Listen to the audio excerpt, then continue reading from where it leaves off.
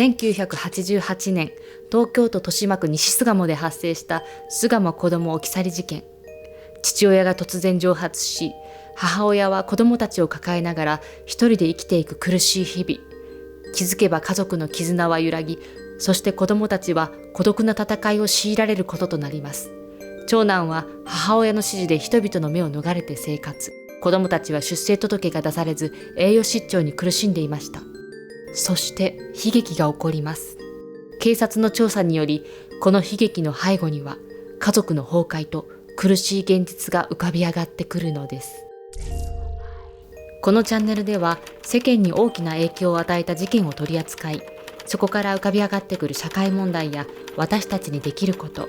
そして人としての在り方を見つめていくことを目的としています。チャンネル登録、高評価いただけますと嬉しいです。事件発生後の様子。警察がその部屋を訪れ、足を一歩踏み入れた瞬間、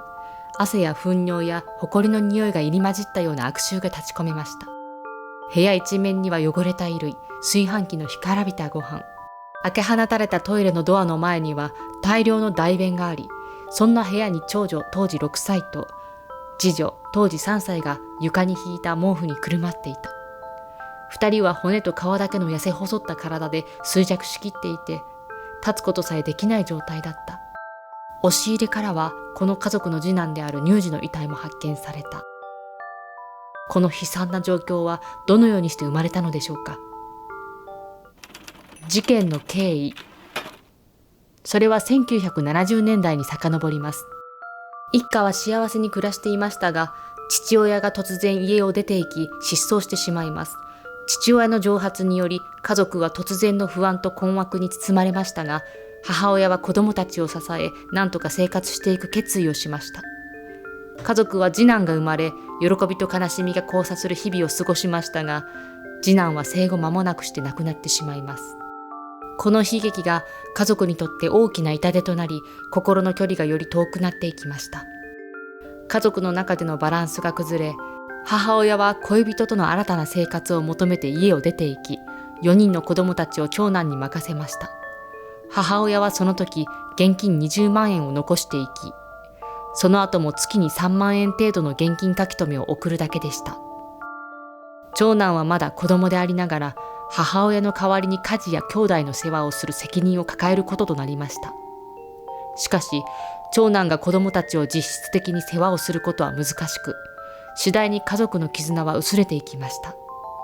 子供たちは出生届を出されず、行方不明の状態に置かれ、長男は昼間は一人でブラブラと過ごしていました。そして1988年のある日、長男の友人たちが遊びに来て、三女が泣き止まないことに腹を立て、彼らは彼女に暴力を振るいました。押し入れの布団に押し込み、そこから落とすという行為を繰り返し、その結果三女は悲惨な最後を迎えてしまったのです。長男は慌てて人工呼吸などを施しましたが手遅れでした。若干14歳の少年、長男はどのような気持ちで過ごしていたのでしょう。彼の生い立ちには悲しみと苦難が渦巻いていました。長男の生い立ち。彼の物語は1973年に始まります。生まれたばかりの頃から彼は家族の中で唯一の男の子として愛情に満たされるように思えました。しかし彼が6歳の頃、父親が蒸発し、家族は困難な時期を迎えます。母親は苦労しながらも子供たちのために必死に生活を支えようとします。そして彼が13歳の時でした。次男が生まれて間もなくこの世を去ってしまいます。この出来事が彼に深い心の傷を残しました。14歳になる頃、母親が新たな恋人との生活を始め、家族はますます分裂していきます。長男は母親からの指示で立教中学校と偽り、人々の目を逃れて生活していました。彼の心の中には深い孤独と無力感が渦巻いていたのです。しかし彼の心にもまだ一筋の光が灯ります。学校での勉強や友情、そして希望を胸に、彼は前向きに生きようとする姿勢を見せます。そしてある日、友達との遊びが暴力へと変わり、三女が犠牲になります。彼は混乱し恐怖に包まれましたが、なすすべもなく事件を見過ごすことになります。その後、長男は幼くして亡くなった次男に母親がしたように、消臭剤を入れたポリ袋に三女を詰め込んで、そのまま押し入れに放置していた。しかし、すぐに部屋中に悪臭が漂うようになったことから、遺体の破棄を決意し、三女が行きたいと言っていた秩父へ、不良少年たちと一緒に電車に乗り向かった。ボストンバッグに入れた三女の遺体を公園脇の雑木林に破棄した。